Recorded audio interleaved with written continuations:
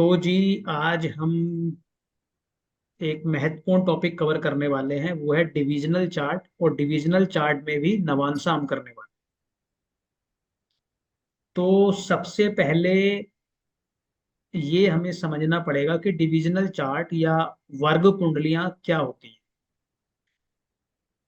तो पराशर जी ने जो कुंडलियां बताई हैं, वर्ग कुंडलियां, वो 16 कुंडलियां बताई हैं। कितनी? 16 प्रकार की। इसमें नंबर 1 पे आता है आपका D1 चार्ट, यानी कि लग्न चार्ट। जो लग्न कुंडली होती है, जिसकी अभी तक हम चर्चा करते हुए आ रहे हैं, वो सबसे सबसे महत्वपूर्ण चार्ट है। उसके बिना कुछ भी कार्य नहीं किया जा सकता। उसको कोई भी वर्ग चार्ट बाईपास नहीं कर सकता। तो ये बात बिल्कुल क्लियर रखिए। उसके बाद वर्ग कुंडलियों में जो सबसे महत्वपूर्ण चार्ट है, वो होता है नवांशा चार्ट। कौन सा? नवांशा, D9। अब जैसा कि आपको पता चल रहा है, तो वर्ग कुंडलियां मैं आपको एक इमेज भेज दूंगा या लिख के भेज दूंगा कि कौन कौन सी होती हैं वो। लेकिन चूंकि हम नवांशा करने वाले हैं, तो हम उसी पे डिस्कशन करें। तो नवांश मतलब यानी कि नव और अंश, यानी कि नौवां अंश, नौवां हिस्सा। तो जब हम किसी पर्टिकुलर राशि के नौवें हिस्से की बात करेंगे, कौन से हिस्से की? नौवें हिस्से की, तो उसको कहा जाएगा नव अंश, नवांश। ठीक है। यानी कि आपका टोटल जो डिग्री होता है किसी एक राशि का, वो कितना होता है? 30 डिग्री। एक राशि कितने डिग्री की होती है? 30 डिग्री की होती है। जब हम उसको 9 से डिवाइड करेंगे तो कितना आएगा? कोई बताएगा? अगर हम उसको 9 से डिवाइड करेंगे 30 को, तो कितना आएगा? 3.2 समथिंग। 0.2 ऐसे कुछ आएगा। नहीं, 3 डिग्री तो आपने सही बोला, लेकिन जो आगे पॉइंट बोला, तो आपको याद होगा जब हमने अंश करे थे या डिग्रियां करी थी, तो हमने मिनट में कन्वर्ट किया था उसको। 0.3। आपको याद है? तो ये आएगा, चलो नहीं भी याद है तो कोई बात नहीं, ये आएगा 3 डिग्री 20 मिनट। कितना आएगा? 3 डिग्री 20 मिनट। 20 मिनट। ठीक है। तो यानी कि जब हम D1 चार्ट की बात कर रहे हैं, तो हम 30 डिग्री की बात कर रहे हैं। कितने डिग्री की? 30 डिग्री की। लेकिन जब हम नवांश की बात कर रहे हैं, तो हम उसको एकदम सूक्ष्म लेवल पे चले गए। कितने डिग्री पर लेकर? 3 डिग्री 20 मिनट तक। कितने तक? 3 डिग्री 20 मिनट तक। आप इसको ऐसे समझ लीजिए कि आपकी जो पूरी बॉडी है, वो आपका लग्न है। लेकिन जब हम किसी एक पर्टिकुलर बॉडी का एक्सरे, MRI या कुछ करते हैं, और उसको जब अंदर से खोल के देखते हैं, तब वो पता चलता है कि अंदर में एक्चुअल कितनी अच्छी है आपकी बॉडी, या वो ऑर्गन, जिस पर्टिकुलर हम ऑर्गन की बात कर रहे हैं, या क्या वो अंदर से कमजोर है। तो वो है आपका नवांश। यानी कि जब हम 30 डिग्री से और सूक्ष्म लेवल पे चले गए 3 डिग्री 20 मिनट पर, तो यानी कि आपकी कुंडली का सूक्ष्म विश्लेषण जो होने वाला है, वो होने वाला है नवांशा से। ठीक है, यहां तक क्लियर है? यहां तक कोई डाउट? अब उसके नहीं बाद सर। क्या? हाँ, अब उसके बाद क्या होगा? अब हमने ये देखना है कि नवांशा से हम विचार किस चीज का करते हैं। नवांशा से हम विचार किस चीज का करते हैं?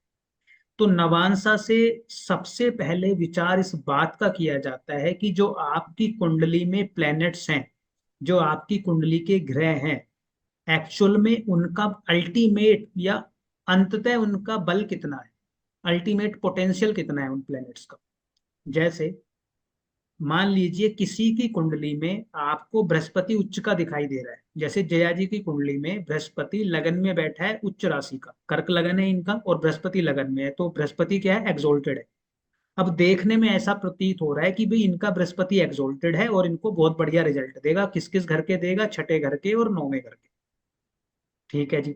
लेकिन जब हम उसको नवांशा में जाके चेक करें, अगर वो प्लेनेट नवांशा में भी अच्छा हुआ, अच्छा होने का मतलब क्या है? स्वराशि का हो गया, एक्सोल्टेड हो गया, या फ्रेंडली साइन में हो गया, तो इसका मतलब ये है कि वो अच्छा है। बल है उसके अंदर, उस प्लेनेट के अंदर क्या है? बल है। और अगर उस प्लेनेट के अंदर नवांशा में भी बल हुआ, तो मतलब इनका जुपिटर फर्स्ट क्लास है, पूर्ण बली है। तो वो छठे घर के और 9वें रिजल्ट के पूर्ण रिजल्ट लेके आए। सर, तो यानी इसमें कि ये दृष्टि भी होता है नवांशा में, जैसे लग्न में देखेंगे? हाँ हाँ, एक एक मिनट, बस अभी सब कुछ कर लेंगे हम। हम्म। तो हमें नवांशा से किसी भी प्लेनेट का अल्टीमेट स्ट्रेंथ या अल्टीमेट उसका बल पता चलेगा कि कितना बलवान है वो प्लेनेट। ठीक है, कि लगन कुंडली में तो समझिए कि वो बहुत बली दिख रहा था, लेकिन नवांशा में वो कमजोर हो गया। तो इसका मतलब ये है कि जितना बली वो प्लेनेट दिख रहा है, एक्चुअल में उसके अंदर उतना बल नहीं है। जैसे आपने कई बार देखा होगा कि शरीर से तो एकदम बढ़िया कोई एकदम दिख रहा है कि मजबूत है, लेकिन पता चला सबसे पहले वही भाग खड़ा हुआ कुछ हुआ तो यानी कि अंदर से बल नहीं है उसके। बाहर से तो बली दिख रहा है, लेकिन अंदर उसके अंदर बल नहीं है। एक बात तो ये हो गई। अब इस बल को देखने के लिए दो तीन तरीके हैं। क्या तरीके हैं? दो तीन तरीके हैं। सबसे पहला तरीका तो ये है कि अगर वो लग्न कुंडली में जिस भी पोजीशन में है, अगर वो नवांश में जाके अपने साइन में चला जाता है, यानी कि अपनी राशि में चला जाता है, तो बली हो गया। उच्च का हो जाता है तो बली हो गया। अपने फ्रेंड के साइन में चला जाता है, फ्रेंड के घर में चला जाता है, तो बली हो गया। ठीक है, एक तो ये हो गया। दूसरा कब हो सकता है? दूसरा एक और कैलकुलेशन होती है, उसको हम बोलते हैं वर्गोत्तम। क्या बोलते हैं? यस। वर्ग, वर्गोत्तम, यानी कि वर्ग में उत्तम। ये क्या चीज है वर्ग में उत्तम? वर्ग में उत्तम का मतलब ये है कि मान लीजिए किसी की भी कुंडली में, मान लेते हैं कि सूर्य, या सूर्य को चलो ले लेते हैं, सूर्य जो है किसी की कुंडली में नीच का है। किसका है? नीच का है। नीच का किस में होता है? तुला राशि में होता है। अब जब हमने उस व्यक्ति की कुंडली का नवांशा चेक किया तो उसमें भी सूर्य नीच का था। उसमें भी सूर्य नीच का था। तो अब आप क्या बोलोगे कि भाई वर्ण कुंडली में भी नीच का है और लगन कुंड उसमें नवांशा में भी नीच का है, तो ये तो बहुत खराब हो गया, यही बोलोगे आप। राइट। लेकिन ऐसा नहीं है। अगर कोई भी प्लेनेट D1 चार्ट में और D9 चार्ट में एक ही साइन में है, एक ही राशि में है, किसमें है? एक ही राशि में है, यानी कि जिस लगन कुंडली में भी वही राशि थी और नवांश कुंडली में भी वही राशि थी, इसका मतलब ये है कि वो प्लेनेट वर्गोत्तम हो गया है। क्या हो गया है? वर्गोत्तम हो गया है। यानी कि आप उसको उच्च की तरह ही ट्रीट करोगे, कमजोर नहीं है वो प्लेनेट। हाँ, लेकिन होगा, होगा क्या, होगा क्या कि जब वो लगन में भी कमजोर दिख रहा है, आपको एनिमी साइन में दिख रहा है, नवांश में भी एनिमी साइन में दिख रहा है, लेकिन सेम ही है, तो इसका मतलब ये होगा कि उन तमाम परेशानियों के बावजूद, यानी कि एनिमी के घर में रहने के बावजूद भी, या ऐसे समझ लो कि कोई यहाँ का व्यक्ति पाकिस्तान में चला गया, वहां पे रहने के बावजूद भी वो इतना पावरफुल है कि वहां से लड़के अपना अल्टीमेट गोल अचीव कर ले। बात समझ में आई? स्ट्रगल देगा, लेकिन अल्टीमेटली उसका डेस्टिनेशन अच्छा होगा। अब पूछिए जया जी, आप क्या कह रहे थे? सर, यही पूछना था कि अगर वो लगन में नीच का है और हम्म, लेकिन सेम राशि उसका D1 में आ रहा है, तो वही मैंने सेम बोला राशि। ना, अभी यही से तो बोला है हाँ। कि हमने सूर्य की बात करी, हम्म। दोनों में लिब्रा में है और तुला में है, तो मतलब नीच का हो गया। लेकिन हाँ। इसको हम बोलेंगे वर्गोत्तम हो गया है वो प्लेनेट। और जो भी प्लेनेट वर्गोत्तम होता है वो बली होता है। और ये भी कहा जाता है कि अगर किसी की कुंडली में तीन या तीन से अधिक प्लेनेट वर्गोत्तम है तो वो राजा है, यानी कि राजयोग उसने निर्धारित कर दिया है, क्योंकि वो तीन प्लेनेट बली हो गए आपके। और किससे चेक कर सकते हैं हम उससे चेक कर सकते हैं, एक कॉन्सेप्ट होता है पुष्कर नवांश। क्या होता है? पुष्कर नवांश। पुष्कर नवांश पे आने से पहले हम इसको, जो हमने पहले किया और जो दूसरे नंबर पे किया वर्गोत्तम, उसको थोड़ा सा और समझ लेते हैं, या फिर उनको एग्जाम्पल के थ्रू समझ लेते हैं कि किस हिसाब से वो काम कर सकता है ना। एक चीज इसमें और ध्यान रखनी है कि कोई भी प्लेनेट अगर नवांश में जाके बली हुआ है, कोई भी प्लेनेट अगर नवांश में जाके बली हो गया है, तो उसका विश्लेषण उसी प्रकार हमें करना पड़ेगा कि वो किस घर का स्वामी होके मजबूत हुआ है। ऐसा तो नहीं कि 8वें घर का स्वामी होके मजबूत हो गया, छठे घर का स्वामी होके मजबूत हो गया, 12वें घर का स्वामी मजबूत हो गया। तो अगर 6 8 12 के स्वामी नवांश में जाके बली हो गए हैं, तो इसका मतलब ये है कि वो बली होने का मतलब ये है कि उन चीजों के अब वो पूर्ण रिजल्ट देने के लिए तैयार है प्लेनेट, पूरी ताकत से देगा, वो नेगेटिव भी देगा और पॉजिटिव भी देगा। भाई अगर मान लो नाइन्थ लॉर्ड आपका बली हो जाता, पूर्ण बली हो जाता, तो इसका मतलब क्या है कि आप एकदम सुपर भाग्यशाली इंसान है, आपका भाग्य बहुत प्रबल है। अब आपने क्या कर दिया, आपने करा सिक्स्थ लॉर्ड को बली। तो सिक्स हाउस क्या है, सिक्स हाउस तो कंपटीशन भी है, सिक्स हाउस तो शत्रु का भी है, सिक्स हाउस तो रोग का भी है, सिक्स हाउस ऋण का भी है। तो अब ये उन चीजों के रिजल्ट भी लेके आएगा। हाँ अल्टीमेटली आप जीतोगे वो ठीक है, कंपटीशन आप निकाल लोगे, जिससे कंपटीशन में लड़ोगे, कोई पेपर दोगे, कुछ करोगे, उसमें जीत जाओगे, लेकिन वो परिश्रम भी आपसे करवाएगा। एट्थ लॉर्ड हो गया, तो एट्थ लॉर्ड अगर हो गया तो ठीक है, वो इनहेरिटेंस दे देगा आपको, ठीक है, बहुत अच्छी बात है, लंबी आयु देगा, वो भी बहुत अच्छी बात है, ससुराल से धन देगा, वो भी अच्छी बात है। लेकिन वो कभी कभी अचानक से ट्रांसफॉर्मेशन भी आपके जीवन में लेके आ जाएगा और एकदम 180 डिग्री घुमा देगा आपकी लाइफ, क्योंकि उसने रिजल्ट सारे देने हैं और वो पूरी ताकत से देगा, क्योंकि वो बली हो गया है। ठीक है। और क्या है, अब हम इस नवांश को देखते किस चीज के लिए, तो इससे दो चीजों का मेन रूप से विचार किया जाता है। पहला, सप्तम हाउस के लिए, अगर आप कहीं भी पढ़ोगे, कहीं भी सुनोगे, तो आपको यही सुनने को मिलेगा कि नवांशा का मतलब है कि आपका वैवाहिक जीवन किस प्रकार का रहने वाला है, यानी कि आपके स्पाउस के बारे में कौन बताएगा, नवांशा डिटेल में बता दे। एक बात तो ये होगी। अब नाइन्थ और सेवंथ हाउस को ही क्यों लिया इसमें नवांशा में, जबकि नौवां हिस्सा है?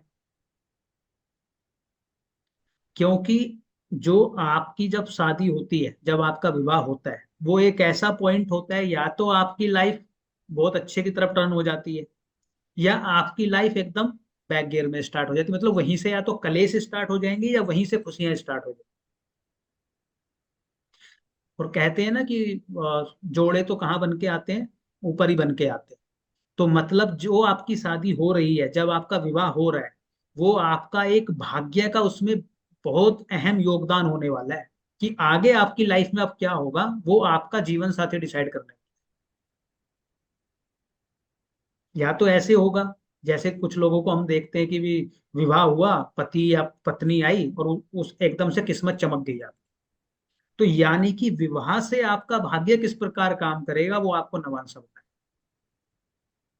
कौन बताएगा? नवांशा बताएगा। इसके साथ साथ किसी भी प्लेनेट का भाग्य वो नवांशा है। जैसे नौवां भाग घर किसका है, हमारे भाग्य का है। नवांश का नौवां जो घर है, नवांश का नौवां घर, वो किसका है, वो प्लेनेट का भाग्य है। क्योंकि अल्टीमेटली प्लेनेट के बारे में हमें ये पता चल रहा है कि वो बली हुआ, कमजोर हुआ, क्या हुआ, कैसे हुआ, वो हमें कौन बता रहा है, नवांश बता रहा है। और नवांश का बहुत अच्छा उपयोग हम अंतरदशा में या प्रत्यंतर दशा में देख लें, विद एग्जाम्पल, कि कैसे वो काम कर रहे हैं। कि लगन कुंडली में हमने देखा भी ये प्लेनेट है, बढ़िया है। जैसे जया जी के हस्बैंड की कुंडली में नाइन्थ लॉर्ड की महादशा चल रही है, लेकिन जितना उसने प्रॉब्लम की है उतना तो किसी ने नहीं की। यही यही है ना। अब वो उतनी प्रॉब्लम प्रॉब्लम कर क्यों रहा है?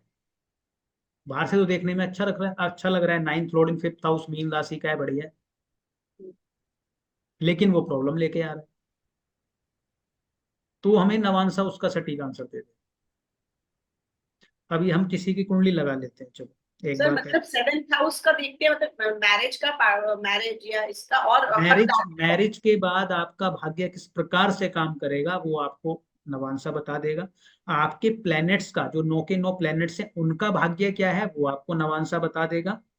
खुद आप नवांशा का एक चीज, सिर्फ एक ही चीज के लिए प्रयोग नहीं है। आप जो नवांशा को जब हम देखेंगे तो एक इंडिविजुअल कुंडली की तरह भी देखते हैं कि अल्टीमेटली नवांश कुंडली किस प्रकार की है। फिर हम लगन से जिस घर का भी विचार कर रहे हैं, मान लो हम विचार कर रहे हैं आपके प्रोफेशन का, प्रोफेशन के लिए तो हम बोलेंगे जी दसमांसा देखना है हमने, क्या देखना है, दसमांसा D10 देखना है। लेकिन प्रोफेशन का भाग्य भी नवांशा बता देगा, आपका भाग्य भी बताएगा, आपके धन का भाग्य भी बताएगा, आपके छोटे भाई बहन का भाग्य भी बताएगा, आपके घर का भाग्य भी बताएगा, आपके बच्चों का भाग्य भी बताएगा, आपके 6th हाउस का भी भाग्य बताएगा, आपके 7th हाउस का भी भाग्य बताएगा, आपके 8th हाउस का भी भाग्य बताएगा, भाग्य का भी भाग्य बताएगा, 10वें घर का भी भाग्य बताएगा, 11वें घर का भी भाग्य बताएगा, 12वें घर का भी भाग्य बताएगा। यानी कि अगर आपको प्रोफेशनल लाइफ भी देखनी है, ठीक है, दसमांसा हम देख लेंगे, लेकिन अगर नवांसा में नवांसा में अगर आपके 10th लॉर्ड की अच्छी कंडीशन हुई या कुछ अच्छा हो गया, तो वो ये बता देगा कि आपका भाग्य इस तरीके से आपको सपोर्ट करने वाला है आपके प्रोफेशन में। और नवांसा पे अगर आपकी पकड़ हो गई तो बहुत कुछ सोल्व हो जाएगा लगन के बाद। लेकिन लगन को बाईपास नहीं करना है, पहले लगन ही बताएगा, उसमें कितने वेरिएशंस आएंगे वो नवांसा बताएगा। अभी जो बताया कि वो जिस घर का मालिक होके बैठा बैठा है वो वर्गोत्तम हो गया नवांसा में, मतलब वो लगन में जिस घर का मालिक होके बैठा है या नवांसा में जिस घर का मालिक होके घर बैठा का है? मालिक नहीं, मैं कुंडली लगाती हूँ, ये अभी समझ लो, हाँ, समझ नहीं आया। कुंडली से आराम से समझ। चलो जी, किसकी कुंडली लगाएं? चलो हम जया जी की कुंडली लगाएं।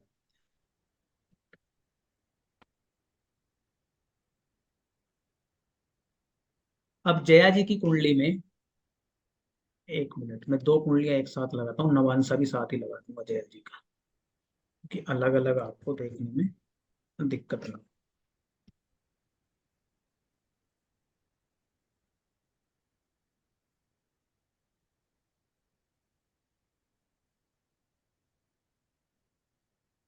अब जया जी की कुंडली में, ये जया जी की कुंडली आपको दिख रही है सामने?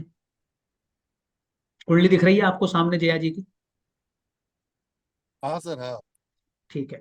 अब इसमें हम जब इस कुंडली को देख रहे हैं तो हमें क्या समझ में आ रहा है कि इस कुंडली में जो इनके भाग्य का मालिक है गुरु, वो उच्च का होके बैठा है लगन में। एक बात ये होगी। तो हमें देखने में क्या समझ में आ रहा है कि इसमें सबसे पावरफुल प्लेनेट कौन है? लगन कुंडली में सबसे पावरफुल प्लेनेट कौन नजर आ रहा है? जुपिटर ही दिख रहा है सर। जुपिटर ही दिख रहा है। क्यों? क्योंकि वो एक्सोल्टेड है। बाकी तो या तो स्वराशि के हैं या दाएं बाएं होके हो रखे हैं, लेकिन सबसे पावरफुल प्लेनेट हमें दिखता है इसमें गुरु। लेकिन जब हम इस कुंडली के नवांसा में जाएंगे, तो नवांसा में साथ लगा देता हूं। जब हम इस कुंडली में नवांसा में गए तो क्या हुआ? ये जो बृहस्पति था कर्क लगन का, वो किस में चला गया? तुला में चला गया। तुला में चला गया। किस में चला गया? मेरा है तुला में। सर। हाँ जी, किस में चला गया? तुला में चला गया। अब तुला में जाने का मतलब क्या है? अगर बृहस्पति और शुक्र की आप देखोगे तो दोनों ही क्या है, वैसे तो गुरु हैं, लेकिन एक देव गुरु है और एक दैत्य गुरु। एक देव गुरु है और एक दैत्य गुरु। तो बृहस्पति वृषभ या तुला में बहुत अच्छा नहीं माना जाता, कमजोर होता है वो, क्योंकि दैत्यों के गुरु के पास गया है। नंबर 1। नंबर 2, यहाँ पे इस बृहस्पति के ऊपर अफ्लिक्शन किसका आया? पास शनि का का साधन। और मंगल का। तो अगर आप इसको देखो तो एक तो वो राशि में भी कमजोर हुआ, ऊपर से अफ्लिक्शन में भी आ गया। इसका मतलब ये है कि ये बृहस्पति जितना इनको पावरफुल दिख रहा है लगन कुंडली में, अल्टीमेटली उतना पावरफुल नहीं। कैसे समझोगे आप इसको? इसको आप ऐसे भी समझ सकते हो, मान लो जया जी जो है कोलकाता से दिल्ली के लिए चली, टैंक वैंक फुल करा के, अपना सब कुछ बढ़िया करा के, लेकिन है क्या, उस टैंक में एक छोटा सा छेद है। तो इनका जो कैलकुलेशन था वो ये था कि मैं दिल्ली पहुंच जाऊं, लेकिन चूंकि उस वो कमजोर था या वो टैंक में छेद था, भाग्य कमजोर था, तो वो रास्ते में ही पेट्रोल खत्म। अल्टीमेटली अपने डेस्टिनेशन पे वो नहीं पहुंच पाई, ये इसका मतलब है। तो अगर आपको याद हो, शायद इस दूसरे लेवल में जब हम कर रहे थे जया जी, अ, जब हम पढ़ रहे थे लगन के बारे में, कि लगन में जब दूसरे घर का स्वामी जाएगा, तीसरे का जाएगा, चौथे का जाएगा, पांचवे का जाएगा, तो क्या रिजल्ट देगा, तो आप उसको रिकॉर्डिंग को सुनना, दूसरी क्लास की रिकॉर्डिंग को। तो हमने ये कहा था जब 6th लॉर्ड लगन में होता है तो ऐसा बच्चा कर्मठ होता है, मतलब ऐसा जातक कर्मठ होता है।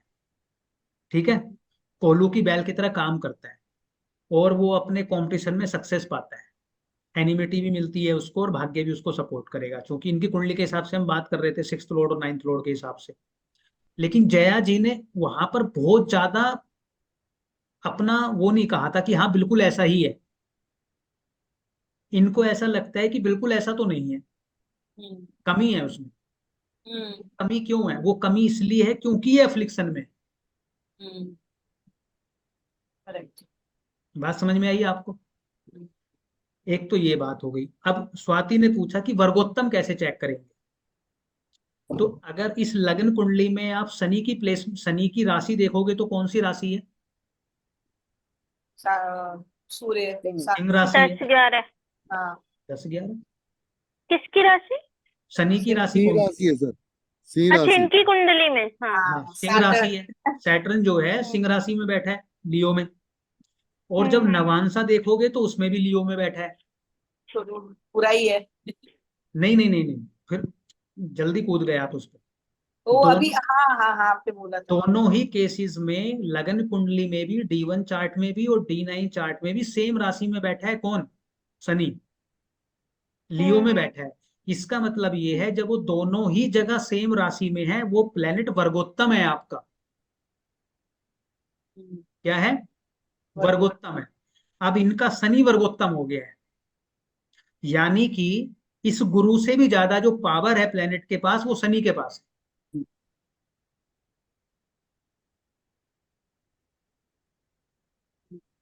बात समझ में आई? वर्गोत्तम कैसे पता चला?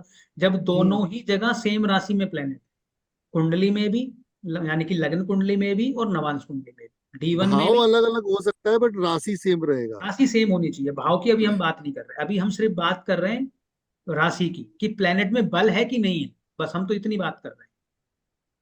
तो यहाँ पे शनि इनका ऐसा दिख रहा है, अभी शत्रु राशि में बैठा है, सूर्य की राशि में बैठा है, तो उतना बली नहीं है ये प्लेनेट। लेकिन जब हमने देखा कि ये तो नवांश में जाके उसी राशि में बैठा है, तो इसका हमने ये कहा कि ये वर्गोत्तम हो गया है प्लेनेट। आप क्या हो गया है? वर्गोत्तम हो गया है, वर्ग में उत्तम हो गया है।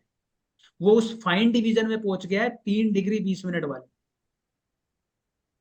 तो ये इनका जो शनि है वो पूर्ण रूप से अपने 100% रिजल्ट देने के लिए तैयार है।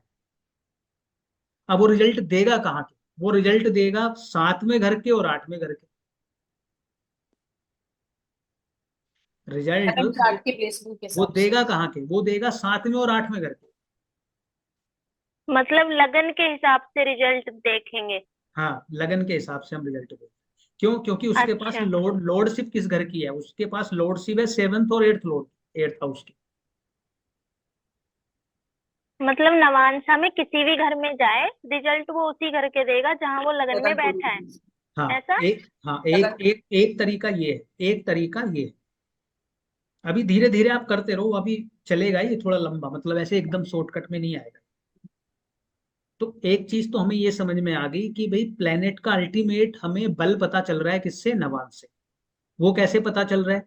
कि लगन कुंडली में जिस भी राशि में जो प्लेनेट है, अगर वो नवांश कुंडली में अपनी राशि में, उच्च की राशि में या अपने फ्रेंड के साइन में गया है, तो मतलब उसको बल मिले। ठीक है जी, अच्छा हो गया। दूसरी पोजीशन ये है कि लगन कुंडली में वो पावरफुल था, लेकिन नवांश कुंडली में वो कमजोर साइन में चला गया है, तो मतलब कमजोर हो गया है। तीसरा ये है कि भाई कमजोर था या अच्छा था, जो भी था लगन कुंडली में, उसी सेम राशि में वो वर्ग उसमें भी चला गया नवांश में, मतलब वो वर्गोत्तम जैसे हो गया। अब मान लो चलो जया हट गया, वो लगा ली उन्हें। जया जी, आपका गुरु यहाँ उच्च का है और नवांश में भी ये उच्च का होता, तो मतलब ये एक्सीलेंट हो गया, उससे ऊपर कुछ नहीं हो सकता। भाई दोनों जगह उसने एक्सोल्टेड साइन पकड़ लिया है, तो मतलब ये नंबर 1 का प्लेनेट है। अब इसको कोई बीट नहीं कर सकता। करेक्ट। ठीक है। अब इनके, तो इनकी कुंडली में हमने देखा कि शनि पावरफुल हो गया, क्यों? क्योंकि वो वर्गोत्तम है। दूसरा, इनका मंगल यहाँ पे तुला राशि में था, लेकिन जब हम इनके नवांश कुंडली में गए तो मंगल हमें किस में मिला? मेष राशि में। तो मेष राशि में मंगल का जाने का मतलब ये है कि इस मंगल को बल मिल गया है। क्या मिल गया है? बल मिल गया है। क्यों मिल गया है? क्योंकि ये अपनी राशि में चला गया, मूल त्रिकोण में भी है ना सर। मूल त्रिकोण में भी है। तो अब हम क्या कहेंगे? अब हम कहेंगे कि मंगल आपके लिए बहुत अच्छा है। और अगर मंगल आपके लिए अच्छा है तो आपके 5th हाउस के लिए और आपके 10th हाउस के लिए बहुत बढ़िया हो गया है। तो 5th हाउस के लिए अगर अच्छा हो गया है तो मतलब आपकी बुद्धि के लिए, आपकी संतान के लिए बहुत अच्छा हो गया है, आपके कर्म के लिए, ओवरऑल कर्म के लिए अच्छा हो गया है। ठीक है, इतनी बात क्लियर है? किसी और की कुंडली एक दो लगा लेते हैं ताकि क्लियर सर हो। एक छोटा सा प्रश्न है हाँ कि जो जी। आप शुरू में बता रहे थे कि ये एक मतलब राशि का 9 भाग है, हाँ, तो एक राशि का 9वां हिस्सा। ये क्या मतलब कौन से राशि का है? लग्न का 9 भाग है? नहीं नहीं, राशि सारी, सबका सबका पूरी कुंडली के लिए एप्लीकेबल है। ये जो है लगन का नहीं है सिर्फ। अगर लगन का ही होता तो ये सिर्फ गुरु पे काम करता ना, बाकी प्लेनेट तो उसमें आ ही नहीं पाते। ओके। बाकी प्लेनेट तो आ ही नहीं पाते। देखो, आपको अगर सिर्फ वर्गोत्तम चेक करना है प्लेनेट, तो आप सिर्फ लगन कुंडली देख के बता सकते हो कौन सा प्लेनेट वर्गोत्तम है कौन सा नहीं।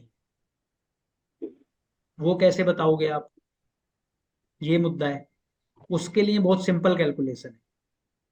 जो हमारी चर राशियां हैं, चर राशियां कौन सी होती हैं? 1 4 7 10। कौन सी? 1 4 7 10। अगर इनमें से कोई सी भी राशि में कोई भी प्लेनेट है, इन राशियों में कोई भी प्लेनेट है, अगर उसकी डिग्री 0 डिग्री से लेके 3 डिग्री 20 मिनट तक है, यानी कि पहले नवांश में, तो वो प्लेनेट वर्गोत्तम होगा। क्या होगा वो प्लेनेट?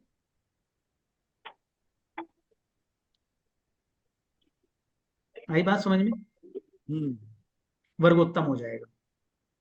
दूसरा, अब 1 4 7 में मान लो, अब इनकी कुंडली में चेक करो आप, 1 4 7 का मतलब क्या है कि कर्क में और तुला में, 1 4 7 में यही मतलब है। तो इनका गुरु कितने डिग्री का है? 12 डिग्री का है, 3 डिग्री 20 मिनट से बाहर है, तो मतलब वर्गोत्तम नहीं है। बुध कितने डिग्री का है? 22 डिग्री का है, नहीं है वर्गोत्तम। शुक्र कितने डिग्री का है? 28 का, नहीं है वर्गोत्तम। मंगल कितने डिग्री का है? 22 डिग्री का, नहीं है वर्गोत्तम। यानी कि इन चारों प्लेनेट में से कोई सा भी प्लेनेट इनका वर्गोत्तम नहीं। किसमें से? गुरु, बुध, शुक्र और मंगल में से। अब दूसरी कैटेगरी कौन सी है? दूसरी कैटेगरी है फिक्स वाली। फिक्स वाली कौन सी है? 2 5 8 11। यही होते हैं ना फिक्स साइन, 2 5 8 11। अब 2 5 8 11 में कौन सा वर्गोत्तम होता है? वो होता है 13 डिग्री 20 मिनट से 16 डिग्री 40 मिनट। लिख लो आप इसको। अगर फिक्स साइन में कोई भी प्लेनेट 13 डिग्री 20 मिनट से 16 डिग्री 40 मिनट तक है, तो वो वर्गोत्तम हो जाएगा नवांश में।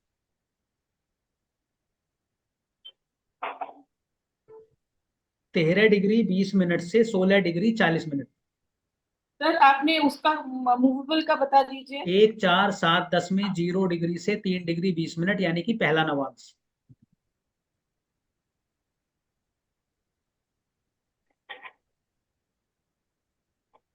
और तो फिक्स साइन में, फिक्स राशियों के लिए, यानी कि 2 5 8 11 के लिए 13 डिग्री 20 मिनट से 16 डिग्री 40 मिनट। अगर इस रेंज में कोई भी प्लेनेट है फिक्स फिक्स राशि में, तो वो वर्गोत्तम हो जाएगा। अब बची कौन सी? डुअल साइन बचे, 3 6 9 12। इसमें लास्ट का जो वो होगा नवांश, लास्ट का नवांश का मतलब क्या है? 26 डिग्री 40 मिनट से 30 डिग्री तक। 26 डिग्री 40 मिनट से 30 डिग्री तक जो भी प्लेनेट होगा वो नवांश में वर्गोत्तम हो जाएगा।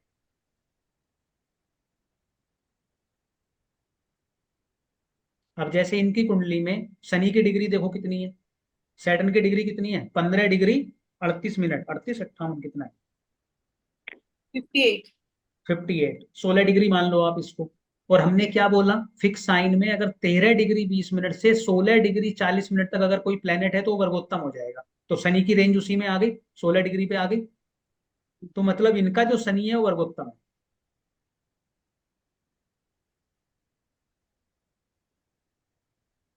ठीक है।